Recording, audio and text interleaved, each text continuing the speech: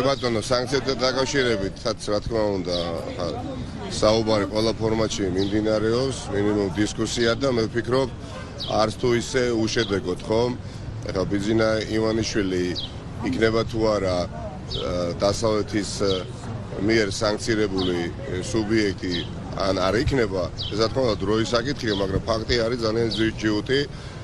ბიძინა ივანიშვილი არის უმკაცრესი მონიტორინგის ქვეშ, მისი ეკონომიკური საქმიანობა არის ძალიან დიდი ყურადღების ქვეშ მოქცეული და უკვე მას შეექმნა მისთვის სერიოზული პრობლემები სამართლიანი მე ვფიქრობ სხვადასხვა ტრანზაქციებთან დაკავშირებით და სხვადასხვა მის კუთვნილებაში არსებული პირადი ქონების გაკითხვა არ გაკითხვასთან მიმართებაში ეს ყველაფერი შემთხვევით არ ხდება, ხო? თუ არ ახარ მონიტორინგის ქვეშ შენ ასეთ შეფერხებებს არ აწყვები დასავლეთის მხრიდან. ეხლა რაც შეეხება, ეხლა ეს დროის საკითხია, დრო ჩვენ დაგვანახებს ნათლად რამდენად მივა ეს პროცედურები და პროცესი იმ წერტილამდე, როდესაც კიდევ ერთი მორიგი ოლიგარქი რუსული წარმომავლობის იქნება დასავლური სანქციის ქვეშ მოყოლილი. ეხლა რაც შეეხება სხვა საკითხებს, ძალიან სამწუხაროა, რომ ჯერ კიდევ სადისკუსიო საგანი არის ქართველი ხალხის ნება რა არის მსგავს ფორმატებში არის ნება ვიყოთ ევროპული ოჯახის სრულფასოვანი წევრი თუ რუსული ოჯახის წევრი, რაც ხელისუფლებას სურს და დაუფარავად ამ მიმართულებით ყველა ნაბიჯს დგამს. არადა ეს არ უნდა იყოს და ვერ იქნება სადისკუსიო თემა. ეს არის ის საკითხი, რომლის გარშემოც არის სრული კონსენსუსი საზოგადოებაში, რა თქმა უნდა, მინუს ქართული ოცნება. ჩვენი საერთაშორისო მთავარი პარტნიორები ამერიკის შეერთებულ შტატებში, რა თქმა უნდა, არა უბრალოდ ისმენენ იმ პოზიციას, რომელიც ჩვენ გაგვაჩნია პარტიების თავმჯდომარეებს და სამოქალაქო საზოგადოების წარმომადგენლებს, მე ეჭვი არ მეპარება, რომ კონკრეტული ნაბიჯები, კონკრეტული ქმედებები იქნება მათ მხრიდან გადადგმული და განხორციელებული იმისათვის, რომ ისტორიული ნება ქართველი ხალხის აღსრულდეს. პოლიტიკური პატიმრები არის შედეგი იმ რეჟიმისა, რომელშიც ჩვენ გვიწევს ცხოვრება. პოლიტიკური პატიმრობა არასოდეს არ დასრულდება, იქნება დაკავებები, დაჭერები, გათავისუფლებები, მე კვლავ დაჭერები და დაკავებები და გათავისუფლება, თუ არ შეიცვალა მიზეზი ამ მანკიერი პროცესისა და მიზეზი რა არის ამ მანკიერების ყველასათვის ცნობილია, მათ შორის ძალიან კარგად ამერიკის შეერთებული შტატებისთვის, რომლებმაც 32 წლის განმავლობაში უზარმაზარი პოლიტიკური, ფინანსური ინვესტიცია განახორციელეს ჩვენ სახელმწიფოში იმისათვის, რომ ჩვენ ყოფილიყავით დასავლური სამყაროს სრულფასოვანი წევრი და ადვილი გამოსაცნობია, როდესაც აი სერიოზული საფრთხის წინაშე დადგა დღეს ერი და შესაბამისად სახელმწიფო გულხედაკრეფილები ნამდვილად ისინი, როგორც ჩვენი ქვეყნის პარტნიორები და არა რომელიმე ცალკე აღებული პოლიტიკური პარტიის ან სპექტრის, ისინი არა უბრალოდ შეწუხებულები არიან, მე როგორც არასოდეს ვარ დარწმუნებული შესაბამის ნაბიჯებს გადადგამენ როგორც ფენომენი, რომელიც საქართველოში არის უკვე ღრმად ფესვებში გამდგარი, იქნეს აღმოფხვრილი. როდესაც ჩვენ ნიკა გვარამიასთან მიმართებაში რა პოზიცია? უნდა მიტაცებული სახელმწიფოს ფარგლებში სივრცე დემოკრატიული პროცესისთვის აღარ არსებობს. როდესაც ჩვენ გაქვს მიტაცებული სახელმწიფო, აღარ არსებობს მაგიდაზე ინსტრუმენტი, რომლის მეშვეობითაც ჩვენ მშვიდობიანად და დემოკრატიული მეთოდებით შესვით ხელისუფლებას და ესეც ძალიან კარგად გენერალურ დირექტორთან მიმართებაში რა პოზიცია აქვს, თუ დააყენეთ თქვენ ეს საკითხი და ასევე მეორე ნაწილი მიხეილ სააკაშვილთან დაკავშირებითაც გითხარით, ისაუბრებდით ხომ? ჯერ ნიკა გვარამიაზე გითხარით და ასევე მიხეილ სააკაშვილზეც საწყობ. კი ბატონო, ნიკა გვარამიასთან დაკავშირებითაც და მიხეილ სააკაშვილთან დაკავშირებითაც რა თქმა უნდა იყო სრულყოფილად საუბარი. პოლიტიკური პატიმრობა, რომ სენსაცია და აღარ აგიქმება ჩვენს ქვეყანაში, ეს არის უფრო შემაშფოთებელი ჩვენი პარტნიორებისთვისაც. ვინაიდან პირველი და მეორე და არც მესამე შემთხვევა არ არის, მაგრამ ამ ვითარებას ამძიმებს გარემოება, რომელშიც მიხეილ სააკაშვილი იმყოფება, იგი იბრძვის სიცოცხლისთვის და ებრძვის სიკვდილს და აქაც რა თქმა უნდა ძალიან მნიშვნელოვანია ჩვენი მთავარი პარტნიორი სახელმწიფო წარმომადგენლების როლი და აქაც როგორც არასოდეს ვარ ძალიან ოპტიმისტურად გაწყობილი, რომ ეს ვითარება ძალიან მალე შეიძლება მიხეილ სააკაშვილის როგორც უსამართლოდ ტყვეობაში ყოფი ადამიანის სასარგებლო და იგი იქნება გადაყვანილი შესაბამის ევროპულ სახელმწიფოში, შესაბამის სამოქალაქო სამედიცინო დაწესებულებაში.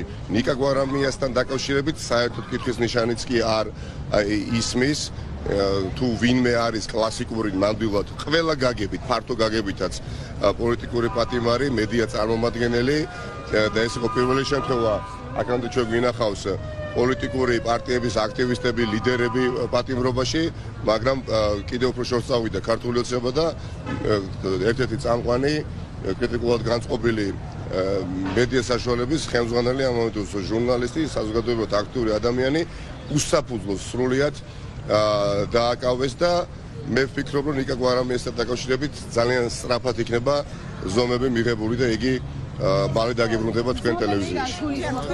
რა იქნება ეს ზომები, ანუ როგორ წარმოუდგენია თვითონ როგორ ხედავენ? ეცით რა, უკანასკნელმა თვეებმა განსაკუთრებით თებერვლის შემდეგ სოფლიოში ყველაფერი აქცია პროცესებმა რუსეთის მხრიდან ისენირებულმა და პროვოცირებულმა უკრაინაში შავდა თაით მოცემულობად.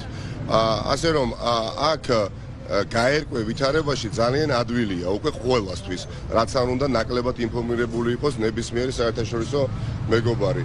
ჩვენს რეალობაში ინფორმაციის მიღება თუნდაც საქართველოში ჩამოუსწოლად ისეთივე შესაძლებელია, როგორც შენ იყო და ცხოვრობდე საქართველოში და იყო საქართველოს მოქალაქე.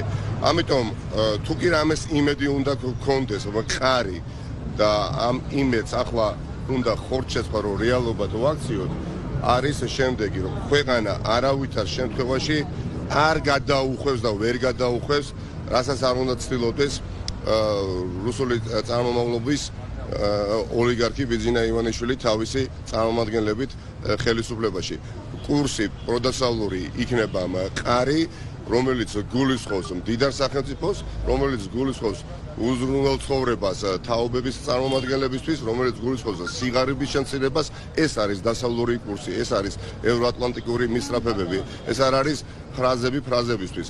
იყო დასავლური ოჯახის წევრი, ჩემო ძვირფასო ტელეკომპანია იმედის წარმომადგენლობა, ნიშნავს, რომ ქვეყანაში ცხოვრების სტანდარტი იყოს მაღალი და ადამიანს არ ეშინოდეს უბრალოდ სტუმრის სათვის გამასპინძლება ქართულ ოჯახში ტრადიციისამებრ. ეს შიშები არის უკვე მასიურად ყველაფერს თავი დავანებოთ ქვეყანაში. მშვიდობიანი მექანიზმი არ არისო დარჩენილი თქვენ ახსენეთ და გეგმებზე რო გითხრათ ოპოზიციას. რატომ უნდა გითხრათ თქვენ გეგმებზე? მე მკითხავთ თუ შეიძლება ვაიოლა ვონ კრამონთან დაკავშირებით და ასევე იან კელი, რომელიც ამერიკის შეერთებული შტატების ყოფილი ელჩია და ასევე ვაიოლა ვონ კრამონი ევროპარლამენტარი, თია წულიკიანი ვიცე-პრემიერი ამბობს, რომ ამ ადამიანებს სურს ქვეყანაში გადატრიალება და ეს ყველაფერი ჩვენ არ უნდა დაუშვათ, რომ საქართველოს სუვერენიტეტი. მეცაც გეტყვით, ქართული ოცნება ამზადებს საფუძველს ღმერთმა არქმას და ამისათვის საზოგადოებამ მომდენო ერთი თვის განმავლობაში ყველაფერი უნდა გავაკეთოთ აქტიურობის თვალსაზრისით, რომ სოფლიომ ევროპის 27-ვე სახელმწიფოს შესაბამისად წარმომადგენლებმა ჩვენი ხმა გაიგონო ძალიან მკაფიოდ სხვადასხვა ფორმატებში ჩვენ ვიქნებით პოლიტიკოსები, რა თქმა უნდა ძალიან აქტიურები, მაგრამ საზოგადოების აქტიურობა კიდევ უფრო მნიშვნელოვანი ხდება. ამზადებენ საფუძველს იმ შემთხვევაში, რაც ძალიან უნდა ქართულ ოცნებას, რომ კანდიდატის სტატუსი არ მოგცენ და აქვე დავამატებ და გვახსოვდეს უნდა რის შემდეგ მოუწია ქართულ ოცნებას შესაბამისი აპლიკაციის შევსება, ისინი ამას არაპირებდნენ 2024 წლამდე, მაგრამ განვითარებულმა მოვლენებმა აიძულა ისინი განსაკუთრებით მაშინ, რაც მოლდოვაში აქვს შესაბამისი ეს აპლიკაცია, რომ შეეცოთ და გავტარიყავით პრეტენდენტი კანდიდატის სტატუსის მიღებისა. ახლა ისინი ხელებს იშვნეტენ და ყველაფერს აკეთებენ იმისათვის, რომ ევროპას ათქვევიონ უარი და დაკავებებზეც კი არ ამბობენ უარს. ნიკა გვარამიას უსაფუძვლოდ დაპატიმრება ამის ნათელი ილუსტრაცია იყო, რომ ამის შემდეგ მათ ევროპის მისამართით ორიენტელი ბრალდებები ისწავლონ და თქვან, აი იმიტომ არ მოგცეს ჩვენ კანდიდატის სტატუსი, რომ დასავლეთის სურს ქვეყანა ჩაეთრიოს ომში.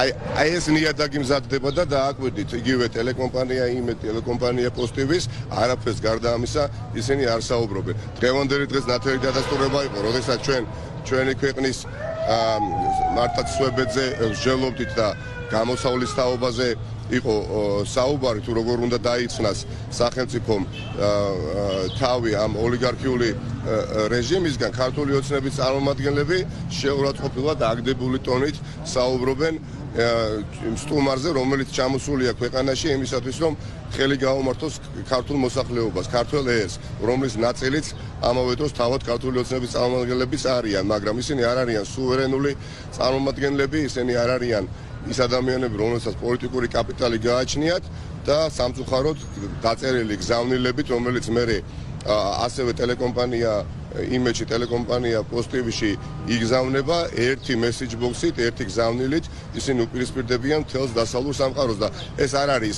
ეს არ არის ჩემი მოსაზრება, რომელსაც შეიძლება ვინმე შეედავოს, ეს არის ფაქტი, რომელიც კონსტატირებას უბრალოდ ვახდე და ფაქტს თუ არ ახარ მაშასე თქვენ მოისმინეთ ოპოზიციის ლიდერების განცხადებები